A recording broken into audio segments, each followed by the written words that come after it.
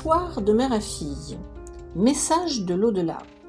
Dans les précédents épisodes, je vous décrivais les épreuves que j'ai traversées lors de la phase finale du cancer de ma mère qui s'est généralisé suite à un cancer du sein.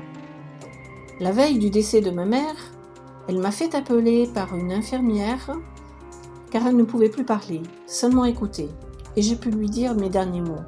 Cela s'est passé vers les 19h. J'ai pu lui dire que je l'aimais et que je ne lui avais jamais dit, car j'ai toujours été très pudique. Je pense que cela venait aussi de ma mère et de mon père, car dans ces générations, on parlait très peu de sentiments en famille. Quand j'ai raccroché, je peux vous dire que j'avais le cœur gros. Le soir, j'ai réussi à m'endormir. Sur les coups de 3h du matin environ, j'ai eu un genre de rêve prémonitoire.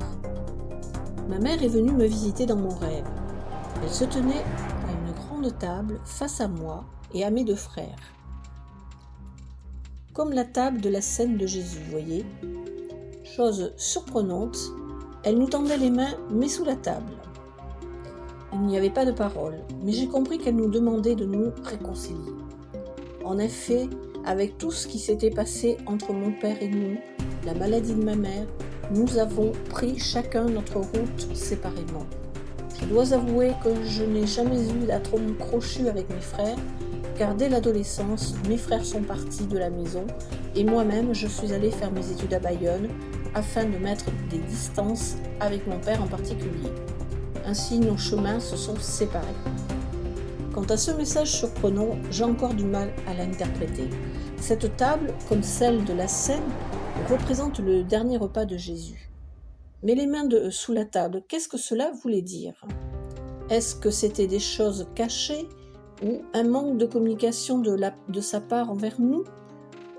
Je sais que cette réconciliation lui tenait à cœur, car après le décès de ma mère, mon père lui aussi m'a exhorté à me réconcilier avec mes frères.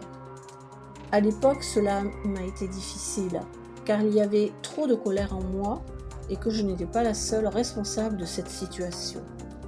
Ce que je veux dire, c'est qu'avec le temps, je n'ai pu réaliser son souhait que partiellement, avec l'un de mes frères uniquement. Et toi, qu'en penses-tu ? As-tu reçu un message dans un rêve d'une personne décédée de ta famille ? Si tu en as envie, partage ci-dessous ton expérience. Si cette histoire te fait écho, merci de liker et de t'abonner. Je te dis donc bientôt pour une autre histoire vraie. Je m'appelle Nicole et je vous partage cette histoire car j'ai le projet de créer l'atelier de mes filles qui va être consacré à aider les femmes grâce à l'aromathérapie et aux cosmétiques naturels. J'offre aux 5 premières auditrices qui m'écriront à l'adresse qui va s'afficher une autre recette simple pour fabriquer soi-même une huile prodigieuse pour peau mature. Je vous dis donc à bientôt pour la suite.